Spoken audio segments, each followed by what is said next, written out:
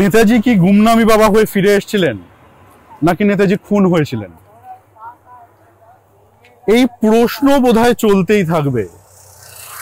যদি আমরা ধরে নিই যে নেতাজি ফিরে এসেছিলেন, তাহলে বোধহয় একবার নয়, একাধিকবার ফিরে এসেছিলেন।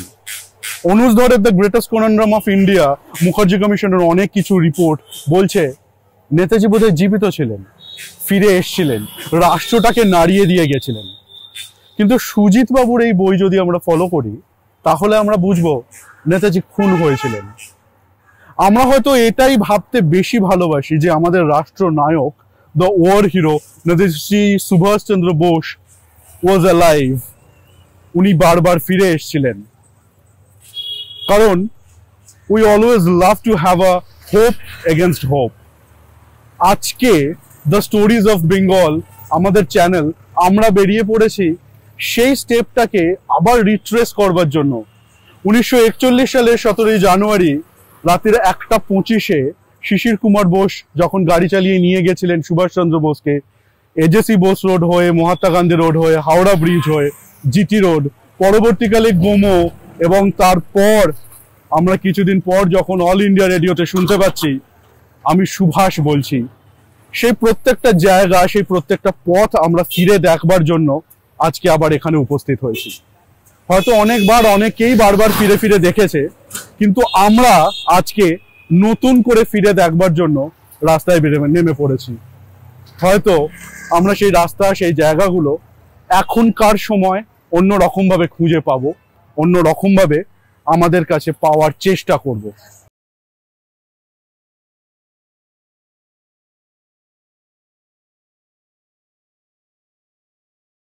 তাহলে তুমি বলছো নেতাজি গুমনামি বাবা ছিল? দেখ, নেতাজি গুমনামি বাবা ছিল কি ছিল না সেটার অনেক তর্ক বিতর্কের বিষয় আছে। ঠিক আছে, যেমন যদি আমরা অনুজ ধরের দ্য গ্রেটেস্ট কনন্ড্রাম পড়ি, তাহলে সেখানে হয়তো একটা জায়গায় গিয়ে দেখতে পাবো যে হ্যাঁ, নেতাজি ফিরে এসেছিলেন, গুমনামি বাবা ছিলেন, মুখার্জি কমিশনের কাছে অনেকগুলো তথ্য আসছে, ওখানে অনেক জায়গায় ওনাকে দেখা যাচ্ছে, অনেকগুলো ছবি পাওয়া যাচ্ছে অ্যাজ আ তথ্য প্রমাণ। কিন্তু যদি আমি সুজিত রায়ের এই বইটা পড়ি, নেতাজি খুন হয়েছিলেন, সেখানে এমন অনেক তথ্য আছে যেটাতে বলা হয়েছিল যে ইটস আ কনস্পিরেসি, নেতাজিকে খুন করা হয়েছিল। Gumnami Baba was a character that was formed by the government itself. এটার পেছনে অনেক থিওরি আছে, অনেক কিছু ক্লাসিফাইড ফাইলস আছে, যার কিছু কিছু ডিক্লাসিফাইড হয়েছে থ্যাঙ্কস টু অনুজ ধর, কিছু কিছু ডিক্লাসিফাইড হয়েছে থ্যাঙ্কস টু আওয়ার গভর্নমেন্ট, নানান সোর্সেস, নানান কমিশনস যারা নাকি এগুলো হেল্প করেছে। কিন্তু দেখা যাচ্ছে যে তথ্যটা প্রথম পাওয়া যাচ্ছে, সেখানে দেখছি 1941 সালের 26শে ফেব্রুয়ারি একটা ডকুমেন্ট পাওয়া যাচ্ছে যেখানে নির্দেশ দেওয়া হয়েছে, liquidate Bose where ever he is crossing Cairo Istanbul on his way to Germany. অর্থাৎ বলছে বোসকে হত্যা করো, যেখানে পাবে তাকে সেখানেই হত্যা করো। কায়রো ইস্তানবুল হয়ে বোস এখন জার্মানির পথে। সেম নির্দেশ দেওয়া হচ্ছে ফের 7ই মার্চ সেম ইয়ার 1941-এ। বোস হয়তো সেইগুলো জানতে পেরেছিলেন যে ওনার এগেন্সটে কনস্পিরেসি চলছে, কারণ ওনাকে তার আগে 25 জন পুলিশ অফিসার নজরবন্দি করে রেখেছেন, উনি তখন বাড়িতে গৃহবন্দী। 1941 সালের 17ই জানুয়ারি রাতের 1:25 গাড়ি রেডি, BLA 7169 ওয়ান্ডারার W24 গাড়ি, স্টিয়ারিং এ ওনার নেফিউ শিশির কুমার বোস। গাড়ি এই বাড়ি থেকে বেরোয়, বেরিয়ে গাড়ি চলে যায় মহাত্মা গান্ধী রোড হয়ে, এজেসি বোস রোড হয়ে, মহাত্মা গান্ধী রোড হয়ে, হাওড়া ব্রিজ হয়ে, জিটি রোড, এবং পরবর্তীকালে গোমো স্টেশন হয়ে, সাবমেরিন হয়ে কাবুলের পথে। এবং তার কিছুদিন পর আমরা অল ইন্ডিয়া রেডিওতে শুনতে পাচ্ছি আমি সুভাষ বলছি। It's a hope against hope. যখন আমরা জানতে পারছি যে সুভাষ বেঁচে আছে, আবার নতুন করে আমাদের স্বাধীনতা যুদ্ধ একটা গতি পাচ্ছে, যে হ্যাঁ, our leader is still alive, আমরা নতুন করে আবার শুরু করছি যুদ্ধটাকে। তার কিছুদিন পর একটা লাস্ট ছবি পাওয়া যায়, একটা প্লেন থেকে নেতাজি নামছেন। That was the last picture of Subhash Chandra Bose. কারণ তারপরে যেটা জানা যায় একটা প্লেন ক্র্যাশের কথা, যে প্লেন ক্র্যাশটা হয়েছিল তাইহুকুতে, এবং তখন বলা হয় যে ওই প্লেন ক্র্যাশেতে Netaji Subhashchandra Bose was dead, he was declared dead, and জাপানের রেনকোজি মন্দিরে ওনার দেহাবশেষ রাখা রয়েছে। এটা নিয়ে অনেক তর্ক বিতর্ক হয়েছে, নানান রকম কমিশন ফর্ম হয়েছে, যেটা নিয়ে মুখার্জি কমিশন চলেছে অনেক বছর ধরে, এটা ডিসকাশনস, ইনভেস্টিগেশনস, যে আদৌ কি রেনকোজি মন্দিরে সুভাষচন্দ্র বোসের দেহাবশেষ আছে। ডিএনএ পরীক্ষা থেকে শুরু করে অনেক কিছু হয়েছে, but we still may not know যে আদৌ সুভাষ বেঁচে ছিলেন কিনা, উনি গুমনামি বাবা ছিলেন কিনা, বা ওনাকে হত্যা করা হয়েছিল কিনা। কারণ দেয়ার আর মোর দ্যান ওয়ান এভিডেন্স যেটা নাকি পয়েন্ট করে যে ওনাকে হত্যা করা হয়েছিল। আবার কিছু এভিডেন্স বলছে না, উনি ফিরে এসেছিলেন। সেখানেই অনুধর বলছে যে এই যে ক্যারেক্টারটা গুমনামি বাবা, this was formed by the government itself to cover up a conspiracy. তুই ভাবতে পারছিস ইন্ডিয়ান গভর্নমেন্ট ইটসেলফ একটা কনস্পিরেসির পার্ট, যারা নাকি নেতাজি সুভাষচন্দ্র বোসকে লুকিয়ে রাখছে বা তাকে হত্যা করছে, সেখানে সাপোর্ট করছে, এবং তার পেছনে একটা কনস্পিরেসি তৈরি করছে পুরো জিনিসটাকে লুকিয়ে রাখবার জন্য। তা পুরো জিনিসটা আমরা এই বইতে অনেকটা পাচ্ছি। এছাড়া আরো অনেক নানান রকম ডকুমেন্টস আছে, সেগুলো নিয়ে আমরা হয়তো চর্চা করতে পারি। বাট আজকের বিষয়টা হচ্ছে নেতাজির এসকেপ রুটটা কি ছিল। আমরা যখন এই বাড়ি থেকে যখন নেতাজি বেরিয়ে যাচ্ছেন ওনার ওয়ান্ডারার W24 গাড়িটা করে, তখন এখান দিয়ে ওনার রুটটা কি ছিল, আমরা আজকে ঘুরে দেখবো সেই রুটগুলো, সেই জায়গাগুলো যেখান দিয়ে নেতাজি আমাদের রাষ্ট্রনায়ক চলে যেতে বাধ্য হয়েছিলেন ফর দ্য লাস্ট টাইম, ওনার বাড়ির মায়া ছেড়ে, মাতৃ স্নেহ ছেড়ে। That is the thought. আমরা আজকে ওই রুটটাকে কভার করবো, এবং তার সাথে কভার করব আরো কয়েকটা জায়গা যেগুলো জড়িয়ে আছে আমাদের স্বাধীনতা সংগ্রামের সঙ্গে। তাহলে তুমি বলছো নেতাজি আজ থেকে 1941 সালে তার বিমান দুর্ঘটনায় তিনি নিখোঁজ হয়ে যান। 1941 সালে উনি এখান থেকে চলে গেছে, সেদিনকে কিন্তু বিমান দুর্ঘটনা হয়নি, বিমান দুর্ঘটনা হয়েছে আরো পরে। 1941 সালে উনি এখান থেকে বেরিয়ে গেছিলেন। That was the great escape of Netaji from Kolkata. আচ্ছা, 1945 সালে তখন প্লেন ক্র্যাশটা হয়েছিল। 1945 সাল থেকে আজকে 2025, তাহলে মোটামুটি 80 বছর হয়ে গেছে। হ্যাঁ, তাহলে এখনো 80 বছর ধরে তার এই অন্তর্ধান নিয়ে এখনো রহস্য হয়ে আছে। এখনো রহস্য হয়ে আছে। One of the greatest mysterious character in my opinion. আমি একটা জিনিস পড়ছি, 2005 সালের 15ই আগস্ট একটা ছোট নিউজ বেরিয়েছিল, বুঝলি? সেখানে বলছে, এটা করেছিল বিবিসি, মানে তো ব্রিটিশ সংবাদ সংস্থা যেটা বিবিসি, ওরা বলছে the British told their agents to assassinate India's independence war leader Subhash Chandra Bose in 1941, an Irish historian has claimed. এবং তার ঠিক দুদিন পর রয়টার্স একটা খবর বার করে 17ই আগস্ট, বলছে Britain ordered its secret agents to assassinate Indian independence hero Subhash Chandra Bose, but they failed. They failed.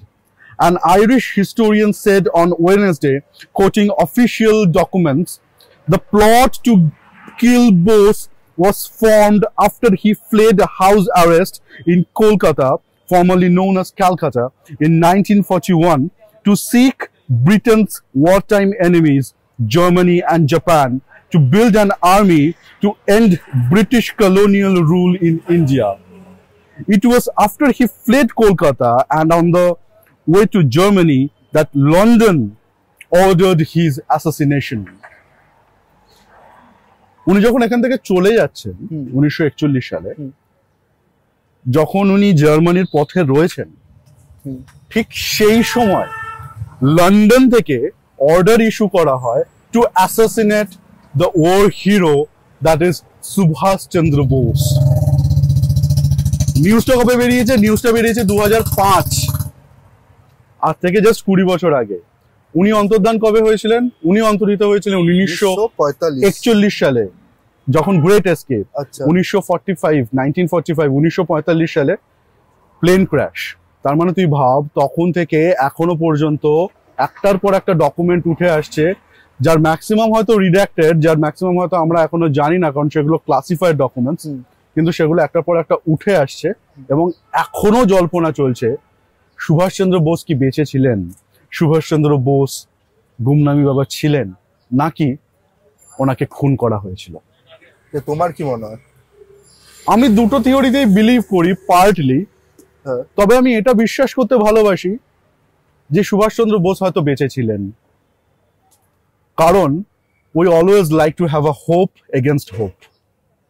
আচ্ছা, তাই জন্য আমি বলবো সুভাষচন্দ্র বোস বেঁচে ছিলেন। তিনি গুমনামি বাবা ছিলেন হয়তো, বা হয়তো অন্যভাবে ফিরে এসেছিলেন, হয়তো রাষ্ট্রকে নানান রকম ভাবে নাড়িয়ে দিতে উনি ফিরে এসেছেন। আচ্ছা, সেই জিনিসটা হয়তো আমরা এখনো পর্যন্ত সঠিকভাবে জানি না। কিছু ডকুমেন্টস, কিছু ডিক্লাসিফাইড ফাইলস আমাদের কলকাতা ইটসেলফ আছে, পুলিশ মিউজিয়াম, যেটা নাকি সুকিয়া স্ট্রিটে আছে। সে পুলিশ মিউজিয়ামে কিছু ডিক্লাসিফাইড ফাইলস তুই এখনো দেখতে পাবি গেলে, যেগুলো খুব রিসেন্টলি ডিক্লাসিফাইড হয়েছে। 2021-22 সালে আমি ওখানে ওই জিনিসগুলো দেখেছিলাম, বাট সেগুলো কিছুটা রিড্রাক্টেড ডকুমেন্টস, সেগুলো সবকিছু ওখানে নেই, অ্যাভেলেবেল নেই। কিছুটা পার্ট অফ দ্য ডকুমেন্টস ওখানে আছে, যেগুলো খুব রিসেন্টলি ডিক্লাসিফাইড হয়েছে। এছাড়াও আরো অনেক এভিডেন্সেস আছে, অনেক ছবি আছে, অনেক ডকুমেন্টস আছে। ইভেন একটা ছবি আছে যেটা নাকি ফরওয়ার্ড ব্লক থেকে এটা বলা হয়েছিল, এই ছবিটা ভারতবর্ষে আগত নেতাজির ছবি, গোটা দেশকে ধোকা দেওয়া হয়েছিল। ফরওয়ার্ড ব্লকের সাংসদ সমর গুহ বলে এই জিনিসটাকে, এই ছবিটাকে তখন গোটা দেশকে দেখানো হয়েছিল। আচ্ছা, এটা একটা হোয়াক্স, এটা যুগান্তর পত্রিকায় বেরিয়েছিল ছবিটা। যুগান্তর পত্রিকা? এক্স্যাক্টলি। তো যুগান্তর পত্রিকায় এই ছবিটা বের করে বলা হয় যে সুভাষচন্দ্র বোস নাকি ফিরে এসেছিলেন। প্রবাবলি এটা একটা হোয়াক্স। একটা এভিডেন্স আছে যেখানে নাকি জওহরলাল নেহরু একটা জায়গায় স্টেজেতে উনি স্পিচ দিচ্ছেন, অ্যান্ড সেই জায়গাতে উনি অসুস্থ হয়ে পড়ছেন। এটা দেখে যে সামনে একজন ব্যক্তি সামনের সারিতে দাঁড়িয়ে রয়েছেন, who resembles the great Subhash Chandra Bose. তাহলে আমাদের মনে একটা প্রশ্ন জাগে, নেহেরু কেন ভয় পেয়েছিলেন, উনি অসুস্থ কেন হয়ে পড়েছিলেন? Was he a part of the greatest conspiracy of India? জানি না, হয়তো কোশ্চেনটা পলিটিক্যাল হয়ে যায়, কিন্তু মনে প্রশ্নটা থেকেই যায়, ভয় কেন পেয়েছিলেন। আর আমি শুনেছি বোসের একটা বড় কনস্পিরেসির মধ্যে রাশিয়াও ইনভলভ ছিল। সেটা ছিল, অনেকগুলো দেশ এক জায়গায় এসে কনস্পিরেসি করেছিল। আচ্ছা, সেই জায়গা থেকেই হয়তো যে প্লেন ক্র্যাশটা, সেটা হয়তো স্টেজড একটা ঘটনা, যে ওখানে উনি মারা যাননি, উনি ওখান থেকে বেরিয়ে গেছিলেন। ওটা জাস্ট আ থিওরি যে হ্যাঁ প্লেন ক্র্যাশটা হয়েছে, নাথিং মোর দ্যান দ্যাট। সেটাও হতে পারে। তাহলে তার দেহাবশেষ যেটা জাপানে আছে, সেটাও এখনো প্রশ্ন যে আদৌ ওটা ওনার দেহাবশেষ কিনা। রেনকোজি মন্দিরে যেটা রাখা আছে সেটা ওনার দেহাবশেষ কিনা, সেটা এখনো মানে বহু চর্চিত একটা জিনিস, কারণ ওটার কোনো অ্যাজ সাচ কোনো ডিএনএ প্রুফ বা কিছু এখনো পর্যন্ত পাওয়া যায়নি। কিন্তু এই নেতাজির অন্তর্ধান নিয়ে বোস ফ্যামিলির কি রায়? দেখ, এমিলি শ্যাঙ্কেল ওনার ওয়াইফ, তুই জানিস, একটা এতে বলা হয়। কিন্তু ওই গ্রেটেস্ট কোনান্ড্রামের মতন এটাও একটা অদ্ভুত জিনিস যে জার্মানিতে ওনার ওয়াইফ রয়েছে, ওনার মেয়ে রয়েছে, বাট ওনার ফ্যামিলি তাদেরকে মেনে নেয়নি। কিন্তু একটা চিঠি আছে, সেটা যদি আমরা এই বোস হাউসে যদি আমরা কখনো নেতাজি ভবনে যদি যাই, ভেতরে মিউজিয়ামে, সে মিউজিয়ামের চিঠিটা আছে যেখানে সুভাষচন্দ্র বোস ওনার দাদাকে লিখছেন যে এ আমার ওয়াইফ, আমার মেয়ে, তুমি এদের খেয়াল রেখো, ওনারা ওখানে গেলে তুমি এদেরকে খেয়াল রেখো। আচ্ছা, এরকমও কিছু জিনিস আছে। তো আমরা এখনো এটা প্রুভড নয় আমাদের কাছে যে এমিলি শ্যাঙ্কেল বা ওনার যে মেয়ে, তারা সত্যি ওনার ফ্যামিলি কিনা, বা সেটা সম্পূর্ণ স্টেজড কিনা, বা এর পেছনে আরো কোনো কনস্পিরেসি আছে কিনা। সেই জন্য এখনো পর্যন্ত বহু চর্চিত বিষয়, the greatest war hero Subhashchandra Bose. আর এই আমার মনে হয় এই মিস্ট্রিটা চলেই যাবে হয়তো। এটা কি কোনো কনক্লুশন আসবে কখনো? জানি না, যদি কখনো গভর্নমেন্ট মনে করে সব ফাইলগুলো ক্লাসিফাইড যেগুলো আছে সেগুলোকে ডিক্লাসিফাই করবে, তখন হয়তো আমরা অনেকটা জানতে পারবো আরো। আর যদি সেটা না করে তাহলে কনস্পিরেসি হয়তো চলতেই থাকবে। The greatest cover up of India cover আপই থেকে যাবে হয়তো।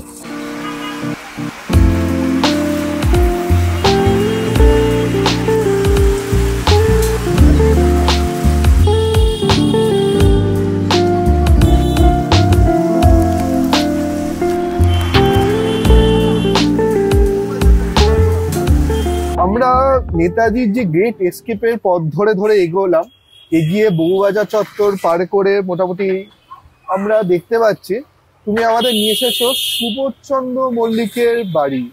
এক্স্যাক্টলি। সুবোধচন্দ্র মল্লিক, দেখ সুবোধচন্দ্র মল্লিকের যে বাড়িটা, যেটা আমরা এখন এই মুহূর্তে দাঁড়িয়ে আছি, এটা হচ্ছে 12 নম্বর বউবাজার স্ট্রিট বা ওয়েলিংটন স্কোয়ারের একটা পার্ট। ও এটা ডাইরেক্টলি নেতাজির সঙ্গে রিলেটেড না হলেও আমাদের ফ্রিডম মুভমেন্টের সঙ্গে বা স্ট্রাগলের সঙ্গে একটা বড় রোল প্লে করছে বলতে পারিস। আচ্ছা, কিরকম ভাবে যদি জিজ্ঞেস করিস, রাজা সুবোধচন্দ্র মল্লিক ইংল্যান্ডে কেমব্রিজের স্টুডেন্ট ছিলেন। 1902 সালে উনি ফিরলেন আমাদের কলকাতাতে, তখনকার ক্যালকাটা, এখন অধুনা কলকাতা। তো ক্যালকাটাতে ফেরার পর উনি জয়েন করলেন আমাদের ফ্রিডম মুভমেন্টে। আচ্ছা, উনি আমাদের 1907 সালের একটা কংগ্রেস হয়েছিল, সেটাতে উনি পুরো স্পন্সরশিপটা উনি করেছিলেন। ঠিক আছে। আচ্ছা, এটার ওনার যে বাড়ি দেখছিস, এই বাড়ি পরে উনি মানে দান করে দিয়েছিলেন বন্দে মাতারাম ম্যাগাজিন, এখান থেকে বেরোতো। উনি ফ্রিডম মুভমেন্টের অনেক কিছু অ্যাকশন উনি স্পন্সর করেছেন, এখানে মিটিংস হতো। এবং সবচেয়ে বড় কথা, যদি আমরা এই ফলকটা দেখি তাহলে তো এটা খুব সুন্দর জিনিস জানতে পারি। সেটা হচ্ছে ঋষি অরবিন্দ ঘোষ যখন কলকাতায় ছিলেন 1907 সাল অবধি উনি এই বাড়িতে বসবাস করতেন। এবং এই ফ্যাক্টটা বোধহয় আপামর বাঙালির অনেকেই জানে না যে শ্রী অরবিন্দ ঘোষ এই বাড়িতে বসবাস করেছিলেন একটা সময়। আমি জানি না এটা এখন হেরিটেজ বিল্ডিং বলে এখন ডিক্লেয়ার্ড, বাট আমি জানি না এই কলকাতা কতদিন এই হেরিটেজ ধরে রাখতে পারবে, কারণ একটার পর একটা এই প্যান্ডেমোনিয়াম তৈরি হচ্ছে, ফ্ল্যাট বাড়ি হয়ে যাচ্ছে, আস্তে আস্তে এটাও হয়তো হারিয়ে যাবে। তো জানি না কতদিন হেরিটেজ ধরে রাখতে পারবো আমরা। তবে শ্রী অরবিন্দ ঘোষের মানে পদধূলি পড়েছে এই বাড়িতে, ফ্রিডম মুভমেন্টের একটা বড় অংশ দেখেছে এই বাড়ি। এটা হয়তো আমাদের কাছে একটা বড় পাওনা। আমাদের দুর্ভাগ্য আমরা ভেতরে আজকে কোনো রকম রোল নিতে পারছি না, ভেতরে কোনো অংশ আপনাদের দেখাতে পারছি না কাউকে, আমরা নিজেরাও দেখতে পাইনি। বাট হ্যাঁ, পরবর্তীকালে যদি কোনো রকম আমরা সুযোগ পাই সেটা দেখানোর চেষ্টা করব জায়গাটাকে। আর এখন এটা আপাতত ক্যালকাটা ইউনিভার্সিটির আন্ডারে আছে, কলকাতা কর্পোরেশন এটাকে হেরিটেজ বলে ঘোষণাও করে দিয়েছে জায়গাটাকে। মেনটেনেন্স তো দেখতেই পাচ্ছিস, খুব একটা মেনটেনেন্স যে আছে সেরকম ভাবে কিছুই নেই। খুব একটা কেন দেখতেই পাচ্ছি নেই। হ্যাঁ, কিছুই নেই এখানে। আছে বলতে ভেতরে কেয়ারটেকার নামমাত্র আছে, দারোয়ান গেটকিপার যারা ভেতরে নামমাত্র। তো এইরকম ভাবে চলছে,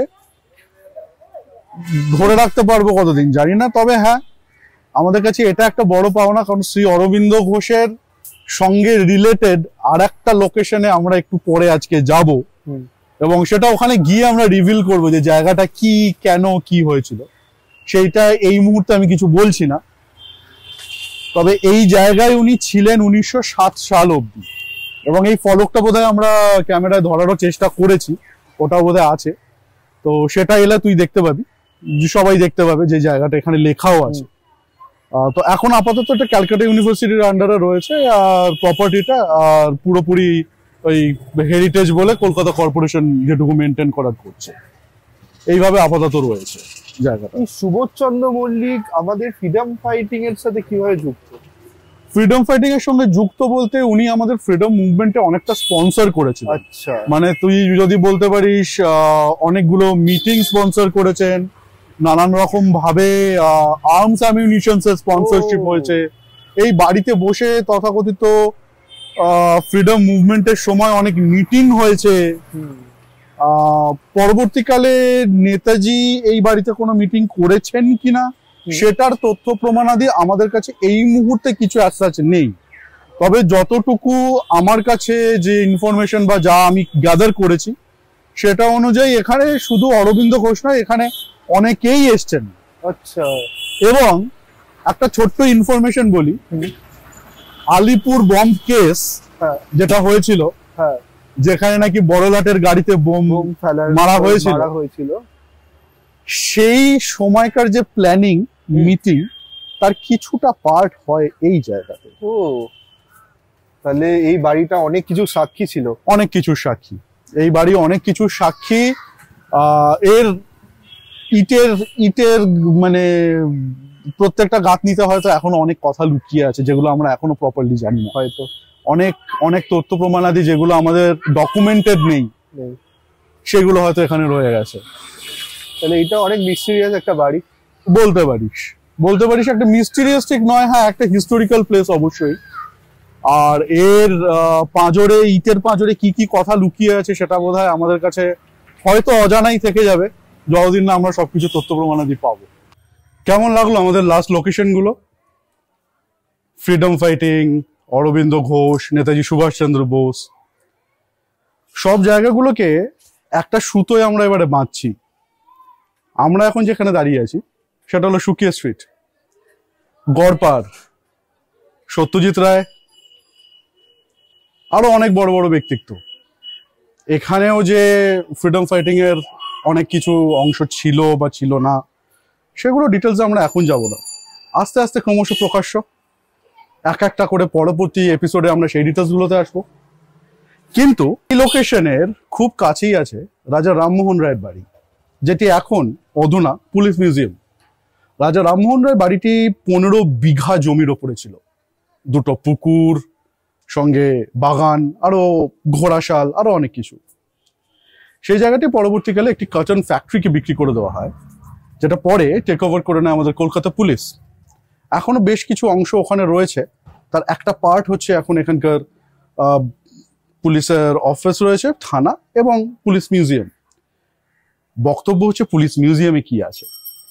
পুলিশ মিউজিয়ামে এমন কিছু আর্টিফ্যাক্টস আছে যেগুলো এক সূত্রে বাঁধছে আমাদেরই ফ্রিডম স্ট্রাগলকে, ফ্রিডম মুভমেন্টকে। শুধু তাই নয়, তার সাথে আছে এমন কিছু আর্টিফ্যাক্টস যা নাকি ট্রু ক্রাইমের সঙ্গে যুক্ত, যেগুলোতে আমরা পরে আসবো। কিন্তু তার থেকেও বড় আছে আর একটা জিনিস। জাপানিজ বম্বার বিমান আমাদের কলকাতাতে একবার বম্বিং করেছিল, তার মধ্যে একটি বম্ব পড়েছিল গ্রে স্ট্রিটের একটি বাড়ির সামনে, যেটি এখন SBI এর বিল্ডিং। সেই গ্রে স্ট্রিটের বাড়ির সামনে থেকেই গ্রেপ্তার হয়েছিলেন শ্রী অরবিন্দ ঘোষ। আমরা যাব সেখানে। আর সেই বম্বটি, যেটি তখন এক্সপ্লোড হয়নি, সেই বম্বটি আছে এই পুলিশ মিউজিয়ামে। আপনারা গেলে এখনো দেখতে পাবেন, দোতলায় সিঁড়ি দিয়ে উঠতে গেলে বাঁদিকে পড়বে। এবং এই পুলিশ মিউজিয়ামে আছে ডিক্লাসিফাইড নেতাজি সুভাষচন্দ্র বোসের ওপরে কিছু ফাইলস, যেগুলো আপনারা যদি স্কলার হন, যদি আপনাদের কোনো রিসার্চ ওয়ার্কের জন্য দরকার হয়, আপনারা DC6 এর কাছ থেকে পারমিশন চেয়ে অবভিয়াসলি এখান থেকে আপনারা সেগুলো অ্যাক্সেস করতে পারবেন। আপনাদের সুবিধার জন্য বলে রাখলাম। এরপরে আমরা নেক্সট লোকেশনে আবার দেখা হবে।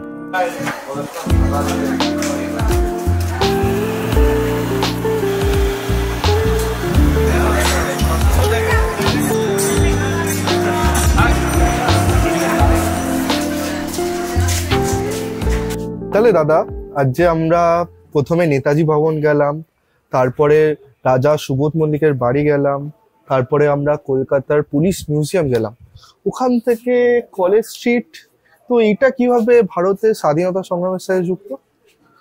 দেখ, কলেজ স্ট্রিট মূলত যে বই পাড়া বলে শুধু আমরা জানি তা তো নয়। আচ্ছা। এখানে স্বাধীনতা মুভমেন্টেরও অনেকটা পার্ট জড়িয়ে আছে। ও, যেরকম যদি আমরা বলি স্বাধীনতা মুভমেন্ট কলেজ স্ট্রিট কিভাবে জড়িয়ে আছে, দাশগুপ্ত কোম্পানি 125 বছরের ওপরে দোকান, 1886 সালে তৈরি।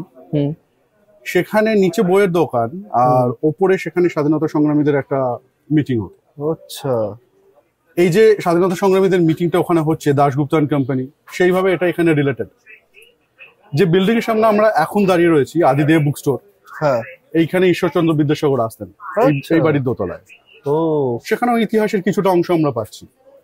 তো ওতপ্রোতভাবে অনেক জায়গা থেকে নানান ভাবে আমাদের সঙ্গে কলেজ স্ট্রিট জড়িয়ে রয়েছে।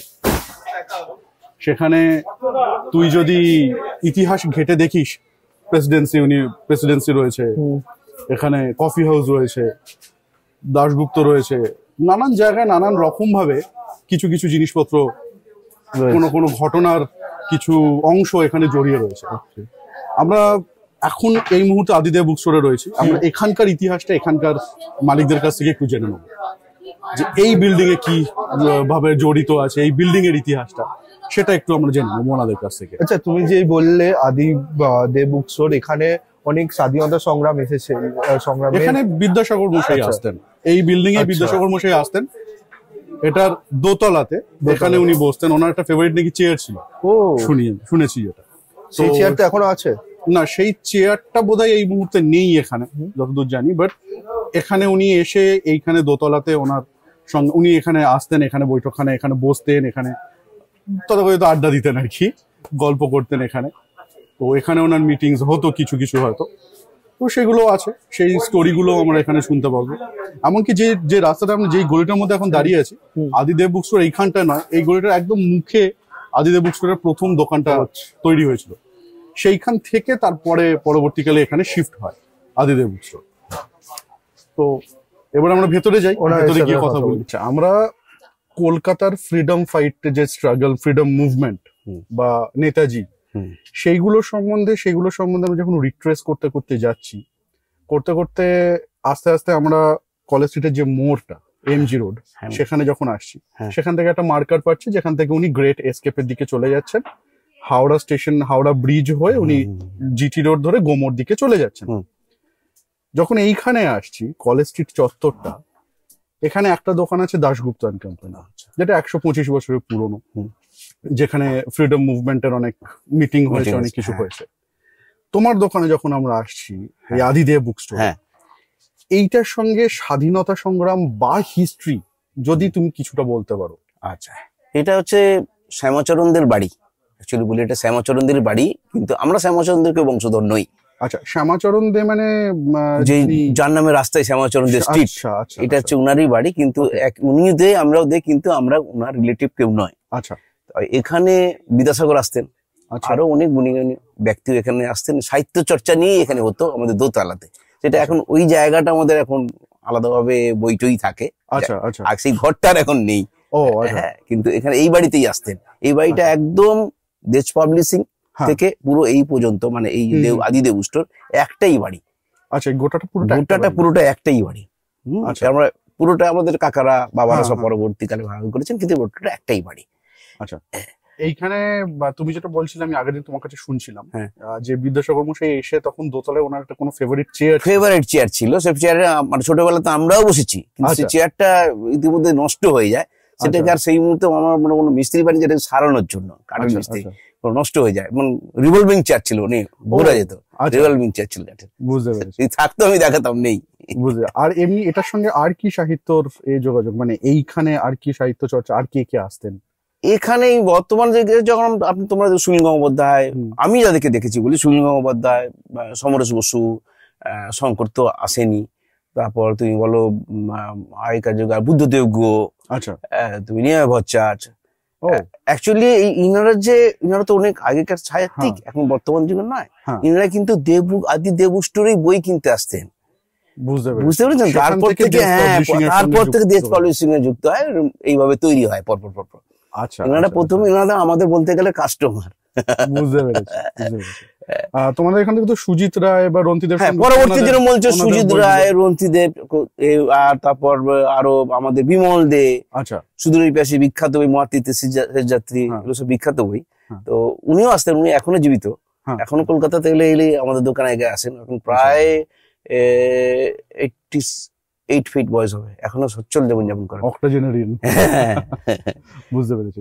আর এই বিল্ডিংটার কি আর কোন রকম কোনো হিস্টোরিক্যাল সিগনিফিকেন্স বা কিছু এটার সঙ্গে রিলেটেড আরো কোনো সেরকম কিছু আছে? না, সেটা আমার এইটুকুই জানা আছে। এরপরে আর এইটাস কিছু বলতে পারবো না। মোটামুটি এখানে সাহিত্য চর্চার কেন্দ্র হিসেবে প্রথম থেকেই ছিল। পরবর্তীকালে আমরা যখন নিই সেটা সাহিত্য চর্চা হিসেবেই, পুরো বিল্ডিংটাই সাহিত্য চর্চা হিসেবেই থাকে, বইই থাকে পুরোটা, বুঝতে পেরেছি, পুরো বিল্ডিংটা জুড়ে বই। বুঝতে পেরেছি, বুঝতে পেরেছি। এটাই আমাদের জানবার ছিল, মানে এই যে এই চত্বরের একটা একটা হিস্টোরিক্যাল সিগনিফিকেন্স। হ্যাঁ, তো আমার মনে হয় না যে দাশগুপ্ত যখন অত পুরনো, তো এটাও 80 বছর কাছাকাছি, 80-85 এরকম বয়স হবে বাগানটার। এই বিল্ডিং মানে এই দোকানটা, যেটা দোকানটা, হ্যাঁ, এই আদিদেব বুক স্টোর, এটা প্রথম মানে কে তৈরি করেছিল? প্রথম হচ্ছে এটা, দেখুন সেটা হিস্ট্রিটা হচ্ছে যে আমার দাদু স্বর্গীয় ভগবান চন্দ্র দে, উনি অত্যন্ত গ্রাম থেকে উনি আসেন তখনকার দিনে, মানে বলতে গেলে পেটের দায়ী আসেন কলকাতা চাকরি করার জন্য। সেটা দীঘার কাছে পূর্ব মেদিনীপুরে আমাদের আদি বাড়ি। আচ্ছা, সেখান থেকে উনি আসেন, এবং সেখান থেকে আসা উনি একটা স্কুলের কেরানি ছিলেন। তো ওই স্কুলের যে মাস্টার মশাই, উনি কিছু বই লিখতেন, সেই বইগুলো বিক্রি করার জন্য ওনাকে দিতেন অফ টাইমে। আচ্ছা, উনি হিন্দুস্তান লাইব্রেরির সামনে ফুটে বিক্রি করতেন। আচ্ছা, সেখান থেকে আমাদের সামনে একটা দেখবেন স্টল আছে এই গলির মুখে, ওই স্টলটা প্রথমে আমার বাবারা যখন বড় হলেন, বাবা 15-16 বছর বয়স থেকে আর পড়তে হবে না, চলো ব্যবসা করতে হবে, আমাদের দেখতে হবে, ওই বাবা এবং জেঠু। আমার জেঠু এখন এখানে, আমার বাবা পরেশচন্দ্র দে, আমার জেঠু হচ্ছে ইমাংশু দে, ওনার দুজনকেই পরপর নিয়ে আসে। ও আচ্ছা, জেঠু এখন মানে মারা গেছেন, জেঠু নেই। পরপর ওই স্টল থেকে বললো না, এটাতে আমাদের হচ্ছে না, কাস্টমার আরো বাড়ছে, তখন আমাদের দোকানে, তখন এইটা একটা ভাড়া নেওয়া হয়। আচ্ছা, ছোট একটা ভাড়া নেওয়া হয়। এটা ভাড়া নেওয়ার পরে তারপর পরপর আস্তে আস্তে এর যে অংশীদাররা ছিল তারা সব বেচে দিয়ে চলে গেছে। বুঝতে পেরেছি, পরপর আস্তে আস্তে, মানে এইখান থেকে শুরু হয়েছে ওইদিকে কেনা। বুঝতে পেরেছি।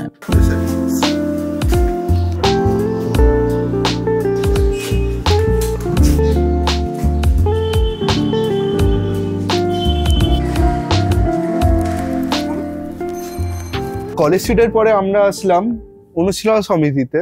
তো আমরা সবাই জানি যে অনুশীলন সমিতির আমাদের স্বাধীনতা সংগ্রামে একটা গুরুত্বপূর্ণ ভূমিকা আছে। তো কিভাবে অনুশীলন সমিতির এই গুরুত্বপূর্ণ ভূমিকা, সেটা তুমি যদি বলো তাহলে ভালো। দেখ, অনুশীলন সমিতি আমাদের, যেটা আমি একদম আজকে শুরুতেই বলেছি, যে আমরা নেতাজির যেমন স্টেপস গুলো রিট্রেস করবো, তার সঙ্গে আমাদের স্বাধীনতা সংগ্রামের সঙ্গে জড়িত কলকাতার কিছু কিছু জায়গা আমরা ভিজিট করবো। সেখান থেকে আমরা এখন এই মুহূর্তে কলেজ স্ট্রিটের পরে অনুশীলন সমিতিতে। অনুশীলন সমিতি আমার যতদূর মনে আছে 1902 সালে সতীশচন্দ্র বোস এবং ব্যারিস্টার প্রণত মিত্র দুজনে মিলে এই জিমখানা মানে ব্যায়ামাগার বা শরীর চর্চার কেন্দ্রটি তৈরি করে। তো এটার দুটো মূলত শাখা ছিল। আচ্ছা, এক অনুশীলন সমিতি, যেটা হচ্ছে কলকাতার ঢাকার, যেটা হচ্ছে ঢাকার শাখা। আর একটি হচ্ছে যুগান্তর শাখা, যেটি হচ্ছে কলকাতার শাখা। এবং এই দুটি শাখা মিলিয়ে আমাদের এই অনুশীলন সমিতি। তুই যদি ইন্টারনেটে সার্চ করে দেখিস, একটা লোগো পাবি স্পেসিফিক, যেটার নাম হচ্ছে কোট অফ আর্মস। তো ওই কোট অফ আর্মস ডিনোটেড অনুশীলন সমিতি। এটা যতটাই তোর ওই শরীর চর্চার কেন্দ্র হয়ে ওঠে, কিন্তু এটার মূলত উদ্দেশ্য ছিল আমাদের ফ্রিডম মুভমেন্ট বা ফ্রিডম যে রেভলিউশনটাকে, সেটাকে একটা মুভমেন্ট দেওয়া, মানে সেটাকে একটু গতি দেওয়া। এখানে এর আড়ালেই শুরু হয়েছিল নানান রকম মিটিং মিছিল, যেটা নাকি আমাদের ফ্রিডম মুভমেন্টকে অনেক রকম সাহায্য করেছে। তার মধ্যে অরবিন্দ ঘোষ ছিলেন। অরবিন্দ ঘোষের এখানে মূলত আমরা একটা খুব বড় জায়গা পাচ্ছি, যেখানে হচ্ছে তোর আলিপুর বম্বিং কেস, যেটার জন্য উনি গ্রেপ্তার হন। আমরা যে জায়গা থেকে আজকে আমরা যেই জায়গায় উনি গ্রেপ্তার হয়েছিলেন সেই জায়গায় আমরা যাওয়ার চেষ্টা করব। তো অরবিন্দ ঘোষের একটা মূলত এইখানে এসে একটা খুব বড় হচ্ছে ইনফ্লুয়েন্স বলতে পারিস, যে এখানে এই মুভমেন্টটাকে লিড করা একদম ফোর্স ফ্রন্টে থেকে। প্রফুল্ল চাকি, অরবিন্দ ঘোষ, ক্ষুদিরাম, এদেরকে নিয়ে যে আমাদের যে প্ল্যানিংটা তৈরি করা, যে মানে ব্রিটিশ সরকারের এগেনস্টে জিনিসগুলোকে এগিয়ে নিয়ে যাওয়া, মুভমেন্টগুলোকে তথাকথিত, সেই জিনিসগুলো এইখানে বসে খুব প্ল্যানিং হয়েছে। আমরা এখন যেখানে দাঁড়িয়ে আছি, এটা ভাবলে হয়তো আমাদের খুব একটু অবাক লাগে, যে এই ইটকাট কংক্রিটের জঙ্গলের মধ্যে এতগুলো ফ্ল্যাট, প্যান্ডেমোনিয়াম, কন্ডোমিনিয়ামের মধ্যে হারিয়ে যাওয়া একটা জায়গা। এটা এখনো এটা শরীর চর্চার কেন্দ্র হিসেবে হয়তো ব্যবহার হচ্ছে, চলছে এখানে শরীর চর্চা। ভিতরে দেখলাম অনেকে এক্স্যাক্টলি ব্যাডমিন্টন খেলছে। এক্স্যাক্টলি, কিন্তু তার সাথে সাথে এই জায়গাতেই একটা সময় এমন কিছু মুভমেন্ট গতি পেয়েছে, যেই মুভমেন্ট গুলো নাকি আমাদেরকে ব্রিটিশ রাজকে সরাতে অনেকটা এগিয়ে, অনেকটা হেল্প করেছে। যার সবচেয়ে বড় জিনিসটা হচ্ছে আমাদের আলিপুর বম্বিং কেস, চিটাগং এর সেই Exactly. অস্ত্রাগার লুণ্ঠন। এক্স্যাক্টলি, এবং সেই সবগুলো প্ল্যানিং তুই যদি ভাবিস, সে প্রত্যেকটা প্ল্যানিং হয়েছে বসে এই অনুশীলন সমিতিতে, যুগান্তর গোষ্ঠী হচ্ছে, যুগান্তর গোষ্ঠীর সঙ্গে। এবারে তুই একটা অদ্ভুত জিনিস ভেবে দেখ, আমরা গেছিলাম আর কি পুলিশ মিউজিয়ামে। তো আমি জাস্ট একটা ইনফরমেশনের জন্য বলছি, পুলিশ মিউজিয়ামে আগে একটা গাড়ির দরজা রাখা ছিল, যেটা এই মুহূর্তে পুলিশ মিউজিয়ামে আমাদের যেটা সুকিয়া স্ট্রিটের পুলিশ মিউজিয়াম ওখানে নেই, সেটা এখন রাখা হয়েছে আলিপুর যে আমাদের জেল মিউজিয়াম, সেখানে গিয়ে রাখা হয়েছে। আর দরজাটা ওই কিংসফোর্ডের, এক্স্যাক্টলি কিংসফোর্ডের যে গাড়িটা, যেখানে যে বম্বিংটা করা হয়েছিল আলিপুর বম্বিং কেস, সেই যে গাড়ির যে দরজাটা ডেন্টেড অবস্থায়, সেই দরজাটা এখন ওখানে রাখা আছে, যেটা নিয়ে সেই গানটা যে বড় লাটকে মারতে গিয়ে সেই গানটা রয়েছে। আর খুব দুর্ভাগ্যবশত আই থিঙ্ক ওতে কিংসফোর্ড মারা যাননি। না, ওখানে মারা গেছিলেন কিংসফোর্ডের স্ত্রী এবং মেয়ে যদি সম্ভব। সেই দিনকে তিনি যাননি, না সেদিনকে উনি ওই গাড়িতে ছিলেন না, এবং ওখানে ওনার একটা অদ্ভুত জিনিস, মানে অনেকবার অনেক রকম ভাবে প্ল্যানিং করা হয়েছে, অনেক রকম ভাবে টার্গেট হয়েছে, কিন্তু বারবার বেঁচে গেছে। সেই আমি শুনেছি ওই একটা বোমা যেটা বই খুললে ফেটে যায়, এবং এইটা একটা সবচেয়ে বড় জিনিস, এই যে বুক বম্বিং, বুক বম্ব, এই বুক বম্বটাকে তৈরি করবার জন্য যে নেসেসারি নলেজ, তখন তো আর তথাকথিত ইন্টারনেট বা ছিল না। বিদেশি বেশ কিছু জায়গা থেকে কিছু কিছু কিছু কিছু নলেজ, ইলেকট্রিক্যাল ইঞ্জিনিয়ারিং, অমুক তমুক, এইরকম নানান রকম নলেজ নিয়ে বেশ কয়েকজন বিপ্লবী দে স্পার্কড আ থট যে হ্যাঁ, আমরা এমন একটা বম্ব তৈরি করব, একটা যেটা নাকি লেটার বম্ব বা বইয়ের মধ্যে বম্ব তৈরি হবে, বইটা খুললে ফেটে যাবে, ওটা ফাটবে, উনি মারা যাবে। হলো না, জিনিসটা হলো না, মানে বুক বম্ব তৈরি হলো, কিংসফোর্ডের জন্মদিনে কিংসফোর্ডকে পাঠানো পর্যন্ত হলো, উনি ওটা অ্যাকসেপ্টও করলেন, মানে ওনার আর্দালি ওটা অ্যাকসেপ্ট করেছিলেন। ওনার আর্দালিকে বললেন ওগুলো নিয়ে গিয়ে সবকিছু গিফট গুলো আমার লাইব্রেরিতে রেখে দাও। এবং যখন রেখে দেওয়া হয়েছিল, ভবিষ্যতে অনেকগুলো বছর পর যখন ওইসব জায়গাগুলো থেকে সব আর্টিফ্যাক্টস কালেক্ট করা হচ্ছে, তখন কমপ্লিটলি ডিফিউজড কন্ডিশনে ওই জিনিসটা পাওয়া যায়। মানে ততদিন ওটা নিষ্ক্রিয় হয়ে গেছে অ্যাকচুয়ালি বেসিক্যালি। তো সেই বুক বমটাও এখনো পর্যন্ত আছে, সেটা এতদিন ছিল এই পুলিশ মিউজিয়ামে যেখানে আমরা গেছিলাম, সেটা এখন আছে এই আলিপুর জেল মিউজিয়ামে। মানে অর্থাৎ আলিপুর জেল মিউজিয়ামে আমরা কি পাচ্ছি, আলিপুর জেল মিউজিয়ামে আমরা এই বুক বমটা দেখতে পাচ্ছি, আলিপুর জেল মিউজিয়ামে আমরা কিংসফোর্ডের যে গাড়ির দরজা যেখানে নাকি অ্যাটাকটা হয়েছিল সেটা রয়েছে, ব্যবহৃত সেই সময়ের অনেকগুলো শেল আছে, বম্বিং শেল, অনেকগুলো গুলি, নানান রকম ওয়ান শটার পিস্তল, এবং সব থেকে বড় কথা এই অনুশীলন সমিতিতে বসে একটা অদ্ভুত ধরনের আর্মস কে ডিজাইন করা হয়েছিল। তার মধ্যে one of the arms being একটা ছড়ি, একটা পূর্ণ এরকম সাইজের একটা লাঠি, ওপর দিকে এরকম হ্যান্ডেল, কিন্তু ওটা একটা বন্দুক, একটা ওয়ান শটার বন্দুক, একটাই প্যালেট গুলি থাকবে, ওটাকে তুলে জাস্ট একটাই ট্রিগার, ওপরে এরকম প্রেস করলে ট্রিগার নামবে, ট্রিগার ফায়ার করা হবে, এবং ওটা লং রেঞ্জে একটাই গুলি বেরোবে, এবং ওয়ান শটার কিছু পিস্তলও এইখানে বসে তারা এখানে ডিজাইন করেছিলেন, এবং এখানে বসে বসে বম্বিং এর অনেক কিছু প্ল্যান এবং বম্বগুলো তৈরি করা হয়েছিল, যেগুলো এখানে অ্যাসেম্বল করা হয়েছিল। মানে আমার ভাবলে এটা খুব আশ্চর্যজনক লাগে এখন, যে 1902, 1920, 1930 পরপর যে সালগুলোতে নানান রকম ভাবে মুভমেন্টটা ইম্প্যাক্টেড হয়েছে, মুভমেন্টে একটার পর একটা চেঞ্জেস এসছে, গান্ধীবাদী চেঞ্জ এসছে, নানান রকম চেঞ্জেস হয়েছে, সেই অনুশীলন সমিতি সামনে আমরা আজকে দাঁড়িয়ে আছি। এবং খুব একটা অদ্ভুত জিনিস, শ্রী অরবিন্দ ঘোষ এই বম্বিং কেসটাতে ওনাকে উনি জড়িয়ে পড়লেন, ওনাকে অ্যারেস্ট করা হলো গ্রে স্ট্রিটের একটি বাড়ির সামনে থেকে।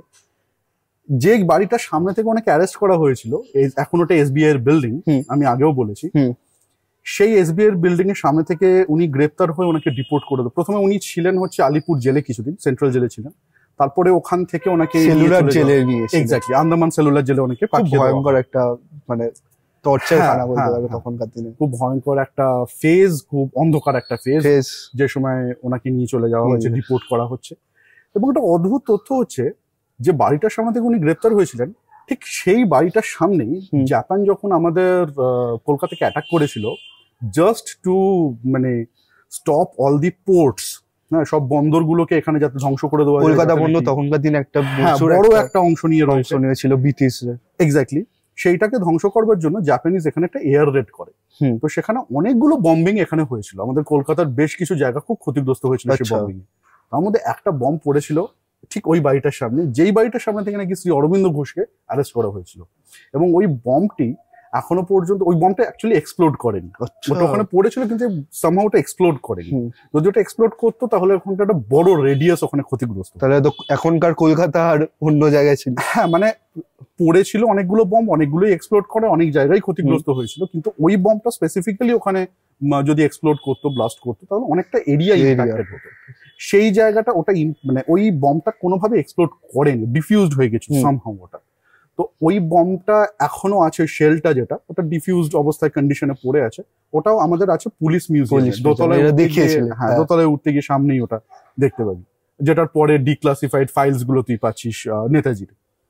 তো এই জিনিসগুলো ভাবতে খুব অদ্ভুত লাগে যে আমরা এখন যে জায়গাটায় দাঁড়িয়ে আছি, সেই সময় শ্রী অরবিন্দ ঘোষ এখান দিয়ে যাচ্ছেন, এখানে একটা প্ল্যানিং হচ্ছে। এবং আমি আমার ক্যামেরা পার্সনকে আমি জাস্ট একটা জিনিস দেখানোর জন্য অনুরোধ করব, এটা খুব অদ্ভুত, আমার চোখে জাস্ট এক্ষুনি পড়লো। এইখানে এই যে সিংহমার্কা যে জায়গাটা দেখতে পাচ্ছিস না, এই জায়গাটা, এই স্পেসিফিক জায়গাটা হচ্ছে যখন একদম মানে ব্রিটিশ কলোনিয়াল রাজ, সেই সময়তে এইগুলো বসানো হয়েছিল অ্যাকচুয়ালি তোর এই জল আনার জন্য, টিউবওয়েল টাইপের জিনিস। এখনো জলেই না, ওটা এখন ইউজ হয় না, এগুলো পুরোপুরি বন্ধ হয়ে গেছে। কিন্তু এটা তুই যদি খুব ভালোভাবে লক্ষ্য করিস, সামনে দেখবি একটা লোগো আছে, এবং হ্যাঁ, সামনে একটা লোগো আছে। এবং এই যে লায়ন ফেস্ট যে এগুলো কলকাতায় খুব গুটি কয়েকটা মাত্র আছে। আচ্ছা, তার মধ্যে এটা একটা। এবং এটা আমি আগেও পড়েছি যে এই অনুশীলন সমিতির সামনে ছিল। আজকে আমার এখন এটা বলতে গিয়ে তোদের নজরে পড়লো, আমার এটা এখন এতক্ষণ আমার নজরে পড়েনি, হঠাৎ করে আমার নজরে এলো যে এইটা এখনো একটা এক্সিস্ট করছে এখানে। তো এইটাই হলো মানে ছোট করে বলতে গেলে একটা অনুশীলন সমিতির ইতিহাস। আচ্ছা, তুমি যে বললে একটা তোমার কথায় চরমপন্থী একটা যেটা সেই অরবিন্দ ঘোষ বা সুভাষচন্দ্র বোস চরমপন্থীর একটা বিশাল বড় মূল ছিল। আরেকটা আমরা জানি নরমপন্থী করছি, যেটা গান্ধীবাদী ছিল। ঠিক আছে, তো এটা নিয়ে অনেক তখনকার দিনও ডিবেট হয়েছিল যে ন্যাশনাল কংগ্রেসের মধ্যে কোনটা চরমপন্থী, কারা কারা ছিল। তার মধ্যে বাল গঙ্গাধর তিলক, লালা লাজপত রায় ছিল। নরমপন্থীদের মধ্যে নেহরু ছিল, গান্ধী ছিল। এদের মধ্যে সব মানে একটা কোল্ড ওয়ার টাইপের ছিল যে কারা বেশি মানে কি এই আমাদের স্বাধীনতা যুদ্ধে কাদের অবদান বেশি। তো তোমার কি মনে হয়, আজ যে আমরা মানে 23শে জানুয়ারি সামনে আসছে, যেখানে সুভাষচন্দ্র বোস দেশের বাইরে গিয়ে প্রথমে জার্মানি, তারপরে জাপান থেকে ক্রমাগত সাহায্য করেছেন আজাদিন বাহিনী, রাসবিহারী বোস থেকে তার দায়িত্ব নিয়ে সেখান থেকে মায়ানমার দিয়ে এসে আমাদের এই কলকাতায় মানে সাহায্য মানে চেষ্টা করে গেছেন যে করার জন্য। তো ওইটা গান্ধী অনেকবার সেটাকে সাপোর্ট করেনি।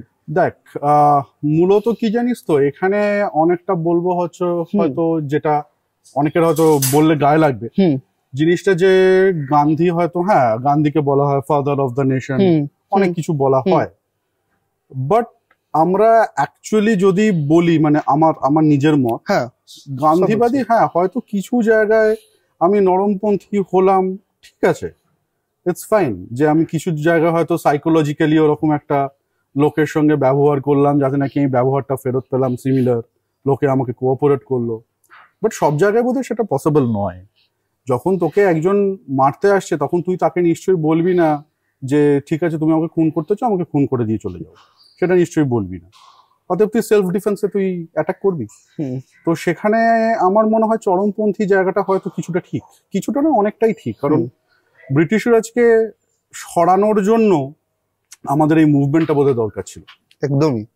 তো সেখানে আমি গিয়ে বলবো যে হ্যাঁ, সুভাষচন্দ্র বোস বল বা অন্যান্য যারা আছেন, ক্ষুদিরাম বল, বিনয় বাদল দীনেশ বল, শ্রী অরবিন্দ ঘোষ বল, বাঘা যতীন বল, যে জিনিসগুলো, যে মুভমেন্টগুলো হয়েছে, যে মুভমেন্টগুলো ইনফ্লুয়েন্সড হয়েছে, যেটা নানান রকম ভাবে আমাদের মুভমেন্টগুলো আরো গতি পেয়েছে, এই অনুশীলন সমিতির থ্রু দিয়ে হোক, যুগান্তরের থ্রু দিয়ে হোক, আরো নানান রকম ভাবে, সেই জায়গাগুলোতে আমি বলবো এই জায়গাটা একদমই ঠিক, মানে অন্তত আমার মতে সেই জায়গাটা অন্তত ঠিক, আমার মতে।